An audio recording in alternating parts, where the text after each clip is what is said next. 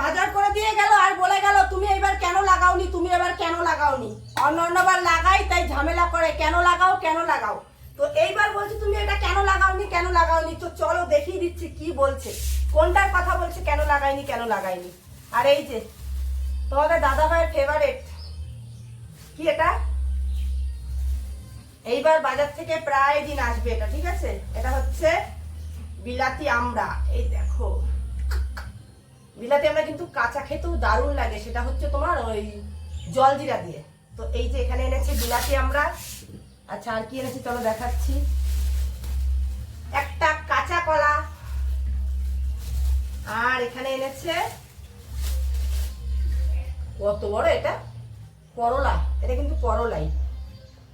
আচ্ছা আর এই যে বলছিলাম না কেন লাগাওনি কেন লাগাইনি বলছি, সেটা হচ্ছে এই যে চাল কুমড়ো।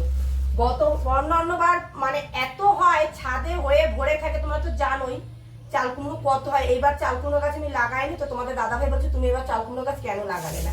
অন্যবার বলে এই সব জঙ্গল মঙ্গল কিসের জন্য লাগাও, কি দরকার, বাজার থেকে একটা 10 টাকা দিয়ে কিনে আনলেই হয়। এইবার বলছে কেন লাগাওনি, তাহলে বোঝো কি বলবো, বলার আর কিছু নেই।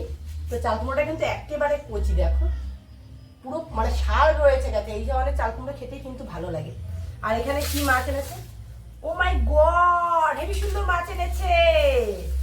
বাংলায় আমার সর্ষে ইলিশ চিংড়ি কচি লাউ।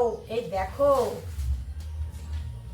দুটো ইলিশ মাছ এনেছে। ইলিশ মাছ কিন্তু আমার ভীষণ ভালো লাগে খেতে, কাটা প্রচুর কিন্তু তবু ভালো লাগে। এই দেখো, তো তোমাদের ইলিশ মাছ কার কার পছন্দ অবশ্যই জানিও। এই যে ইলিশ ইলিশ উৎসব চলছে সুন্দরবনে, তো আমি বাড়িতে ইলিশ উৎসব করছি। তো যাই হোক আজকের বাজারটা কেমন হয়েছে, খুব অল্প বাজার কিন্তু বাজারটা কিন্তু ফার্স্ট ক্লাস এনেছে। তো এই হচ্ছে বাজার। তো চলো এবার রান্নার দিকে যাবো।